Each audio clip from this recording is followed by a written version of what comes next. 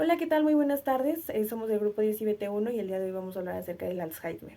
El equipo está conformado por Barradas Escobar Betsabe, Castillo Olivo Efren Elías, Dylan Agustín Campos García, Morales Javier Rosy Samar, Torres Tacuba Naomi Sabrina y su servidora Daniela Higuera. Y bueno, vamos a comenzar dando una pequeña introducción acerca de qué es este tipo de enfermedad. Y bueno, el Alzheimer se conoce generalmente como una enfermedad neurodegenerativa crónica que afecta principalmente a lo que son las personas mayores y se caracteriza por el deterioro progresivo de las funciones cognitivas, especialmente de la memoria. Y pues obviamente con el tiempo interfiere con las actividades diarias que lo padece, ya que el Alzheimer como tal no tiene una cura, pero sí un tratamiento, que obviamente mis compañeros se lo van a explicar un poquito más adelante de la exposición. Y bueno, también se le conoce como el trastorno cerebral, que se caracteriza por la destrucción gradual de la memoria. Y esto porque este tipo de enfermedad daña lo que son las conexiones entre las neuronas. Hablando acerca de los síntomas, algunos síntomas podrían ser la pérdida de la memoria, olvido de los detalles personales, repetición de historias favoritas. Obviamente pues la persona que lo padece no va a recordar cosas que probablemente vivía en su día a día. Y bueno, vamos con la siguiente diapositiva, la cual nos habla un poquito acerca de cómo inicia todo este conocimiento de la enfermedad. Y bueno, pues el Alzheimer fue descrito por primera vez aproximadamente en el año de 1906 por el médico alemán Alois Alzheimer. Justamente la enfermedad lleva su nombre, quien pues presenta el caso de una mujer de 51 años llamada Auguste Deter. Esta mujer pues presentaba pérdida significativa de la memoria, y obviamente pues al realizar diferentes estudios pues logró observar que había una interferencia neuronal que ocasionaba que obviamente con el tiempo la persona fuera perdiendo la noción de muchas cosas, como ya lo habíamos comentado, que se viven día a día. Y bueno, de igual manera, Alois Alzheimer quedó impresionado obviamente por todas las cosas que pasaban con este tipo de personas, además que descubrió que la enfermedad iba muy rápido. Esto significa a que la enfermedad avanzaba demasiado y obviamente pues había más problemas con las personas que lo padecían. Y pues ya fue aproximadamente en el año de 1910 que otro psiquiatra llamado Emil Kraepelin comenzó a referirse a la enfermedad con el nombre de Alzheimer. Bien, continuando con el mecanismo biológico que origina la enfermedad del Alzheimer, tenemos principalmente dos, los cuales son placas de beta-amiloide y enredos de la proteína tau. La proteína beta-amiloide se produce por un corte mal hecho a través de las secretasas beta y gamma. Esto haciendo fragmentos largos de beta-amiloide que se producen debido a la desintegración de la proteína precursora amiloide. Estos fragmentos se agrupan e impiden la comunicación entre las neuronas, haciendo que ellas dejen de comunicarse y pues mueran. En cuanto a los enredos de tau, esta proteína se utiliza normalmente para estabilizar el citoesqueleto neuronal, mientras que en esta enfermedad, pues el Alzheimer hiperfosforila el tau, impidiendo su capacidad para unirse a otros microtúbulos, impidiendo el transporte de los nutrientes a las neuronas. Bien, en esta diapositiva tenemos lo que sería la gamma secretasa que interactúa con el APP, que es proteína precursora amiloide, generando estos fragmentos de beta amiloide. Estos beta amiloides se agrupan y generan una placa de beta amiloide, los cuales impiden la comunicación entre las neuronas, alterando su comunicación, generando estrés e inflamación crónica a través de la microglia, que es la respuesta inmunológica que tenemos en nuestro cuerpo. Y se produce una irregularización del calcio en las neuronas, haciendo un pseudocanal de calcio. Digo pseudo porque no abre directamente un canal de calcio, sino que los mismos oligómeros de beta amiloide forman un canal por el cual es fácil la entrada de los iones de calcio. Mientras que en la siguiente diapositiva tenemos que es la hiperfosforilación de la proteína tau. Tenemos que la quinasa actúa con la proteína tau. En este momento le pasa los grupos de fosfato, y estos grupos de fosfato hacen que estos proteínas tau se enreden. Tenemos aquí una neurona con el microtúbulo bien formado y una neurona con microtúbulo pero con sus proteínas tau ya enredadas. Tenemos una imagen más clara de lo que sería nuestro enredo en las proteínas tau que normalmente están en el microtúbulo de nuestras neuronas. Bueno, y ahora vamos a hablar acerca del diagnóstico de esta enfermedad. De acuerdo con datos del IMSS, el Alzheimer es la causa más común de demencia y esto es más frecuente después de los 65 años. El diagnóstico se va a realizar por evaluación médica, la cual va a incluir ciertos aspectos, como por ejemplo la exploración física y también la neurológica. Va a haber análisis de sangre, evaluación del estado mental y también del estado de humor del paciente, así como pruebas de diagnóstico por imágenes del cerebro. También hay varios criterios que se pueden tomar en cuenta para diagnosticar precisamente la enfermedad, como por ejemplo el deterioro progresivo de las funciones cognitivas, algunas alteraciones de las actividades cotidianas o de actividades de la vida diaria, también historia familiar, por ejemplo si algún familiar ha tenido este tipo de enfermedad o si es de herencia, también la demencia después de los 40 años y no está por demás descartar otro tipo de trastorno cerebral. Es muy importante mencionar que un diagnóstico temprano de esta enfermedad va a poder permitir pues iniciar un tratamiento lo antes posible, lo cual va a mejorar la calidad de vida del paciente, también va a mejorar la planificación familiar, así como más eficacia del tratamiento y una mayor posibilidad para poder participar en ensayos clínicos. Para continuar, yo les hablaré acerca de los signos y síntomas que tiene la enfermedad Alzheimer. Los signos son cambios objetivos que pueden ser observados por otros, así como lo son la pérdida de memoria, es decir, olvidar eventos recientes, fechas importantes, tareas u actividades que se realizaban de manera cotidiana, la dificultad para comunicarse, es decir, problemas para encontrar las palabras correctas, recordar frases o seguir conversaciones de manera natural, o bien también entender el lenguaje. También tenemos la desorientación, que es la dificultad para entender el tiempo, el lugar o la situación en la que se encuentra el presente. Algunos cambios de personalidad. Este signo consiste en observar los cambios repentinos de humor que tiene el individuo, es decir, si presenta ansiedad o bien agresividad. Y por último tenemos la pérdida de habilidades motoras, la cual es la dificultad de realizar tareas, es decir, caminar, vestirse o alimentarse. Por otro lado, los síntomas son experiencias subjetivas que solo la persona que experimenta o sufre la enfermedad puede sentir. Entre las más comunes encontramos la pérdida de memoria, la confusión y desorientación, la ansiedad y el estrés, la dificultad para conciliar el sueño o los cambios de apetito. Asimismo, de acuerdo a la escala GDS, que es la escala de depresión geriátrica, nos dice que el Alzheimer se divide en 4 fases. La primera, de la normalidad de los primeros inicios del deterioro cognitivo. La segunda, el primer diagnóstico de demencia leve.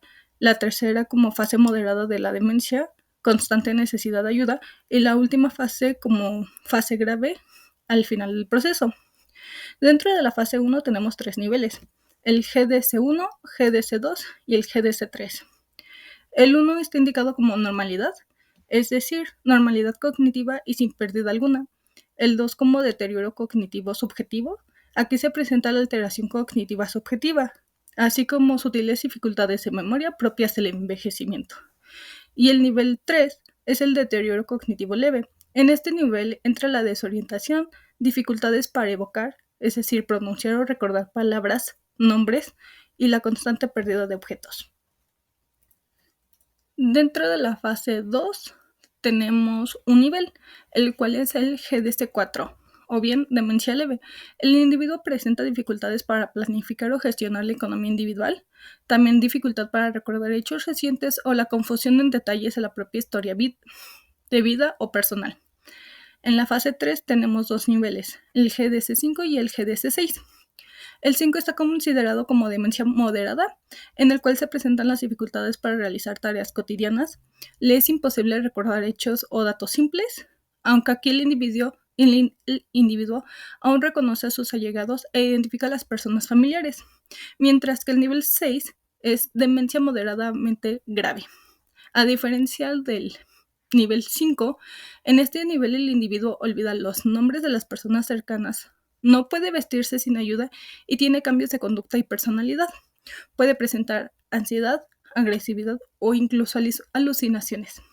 También en este nivel hay dificultades para mantener una correcta higiene personal, pues aparecen problemas de control de esfínteres.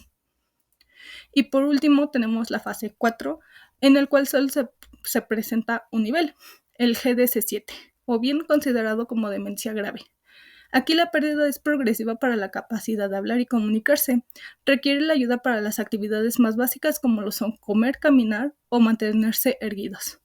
A estas fases se le atribuye la pérdida total de funciones motoras, por lo cual a muchos pacientes en este nivel mueren a falta de respirar, pues el cerebro olvida mandar las señales correspondientes.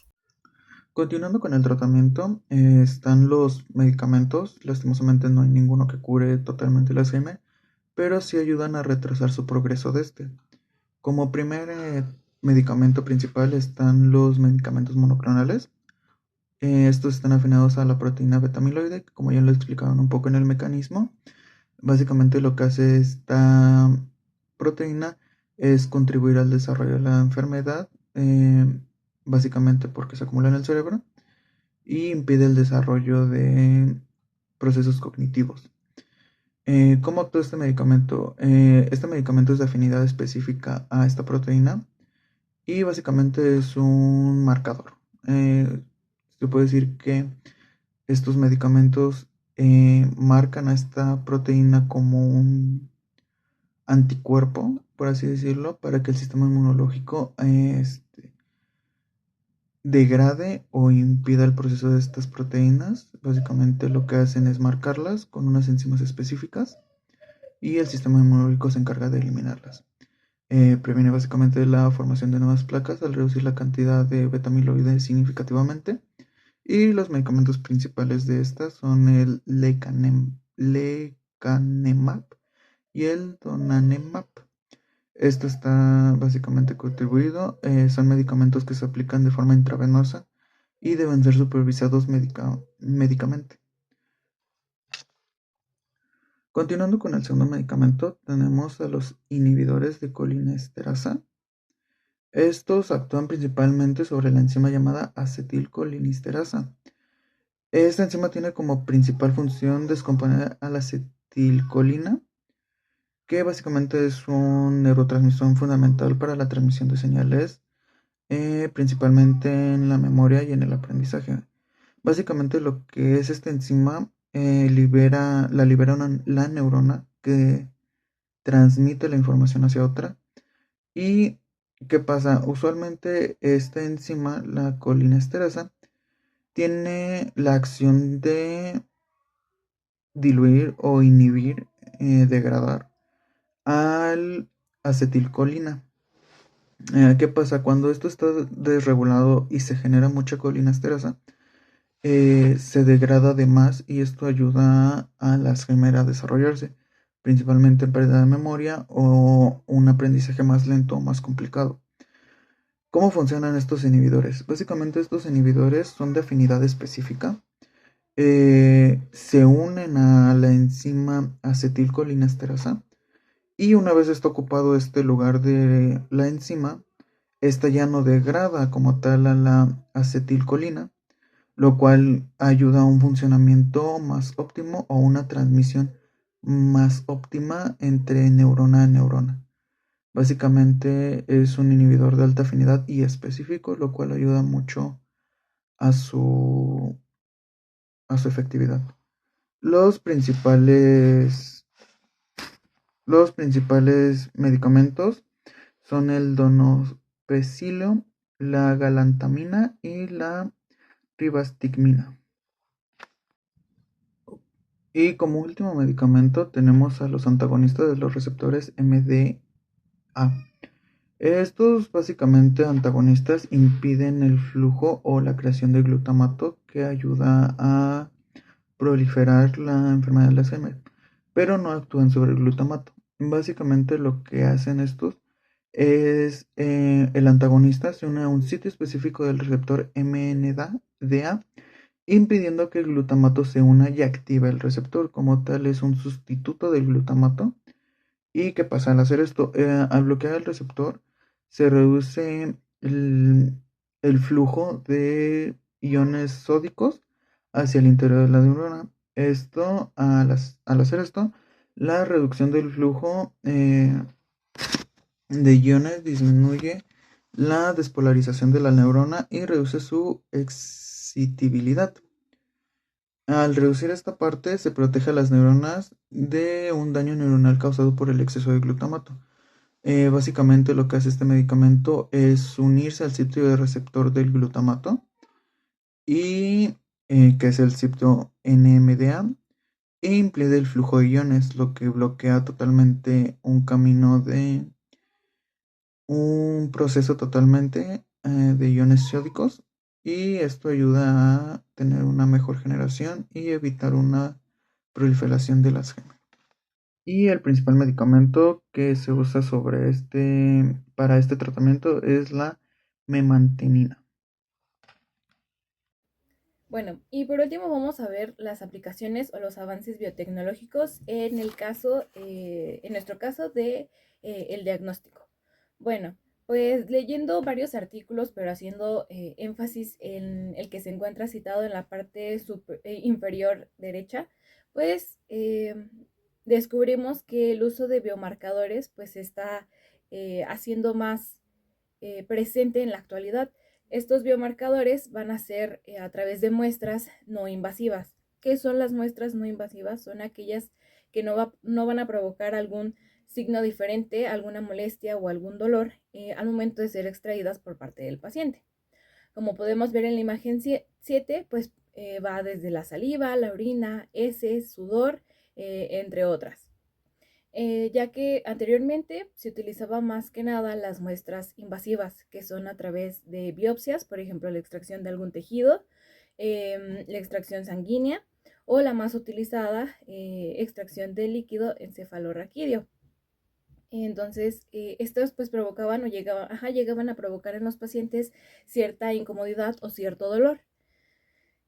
Bueno, como vemos, o como nos lo mencionan diferentes artículos, se utilizan o se utilizaban más las muestras invasivas, ya que nos mostraban un diagnóstico más directo o más rápido de lo que era la enfermedad, ya que se encontraba en mayor concentración lo que eran las proteínas, las principales, que es la tau y la beta amiloide. Entonces, pues se buscaba que fuera más preciso el estudio, por eso se ocupaban estas muestras invasivas, ya que en el caso de las no invasivas, pues se detecta, pero las proteínas en menor cantidad o se detectan otros tipos de proteínas. Entonces, en los biomarcadores que más nos mostraba o que más nos hacía énfasis era péptido beta amiloide, proteína tau, 8-OHDG, lactoferrina, isoprostano y acetilcolinesterasa. Bueno, ahora, los biomarcadores son aquellos que se van a encargar de decirnos o de mostrarlos la presencia de esta enfermedad a través de las proteínas, pero solamente va a ser aquella que nos lo va a señalar. ¿Quién nos va a transcribir esa información? Van a ser los biosensores. También los biosensores se desarrollaron o se están haciendo más específicos a estas proteínas, que tengan más sensibilidad. Por ejemplo, en el caso de la orina se detecta mayormente lo que es la OL. Por otro lado, también tenemos el isoprostano. En este caso va a provocar lo que es producción de peróxido, lo que va a causar daño en las membranas de la célula a través de la descomposición de los lípidos.